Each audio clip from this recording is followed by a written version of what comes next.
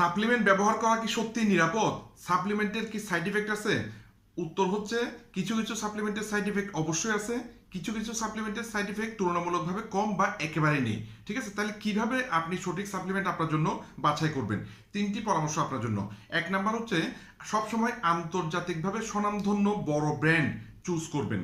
ঠিক আছে, যেগুলো 20 বছর 30 বছর যাবৎ পুরো ওয়ার্ল্ডে কাজ করছে, এই ধরনের আন্তর্জাতিক ব্র্যান্ড চুজ করবেন।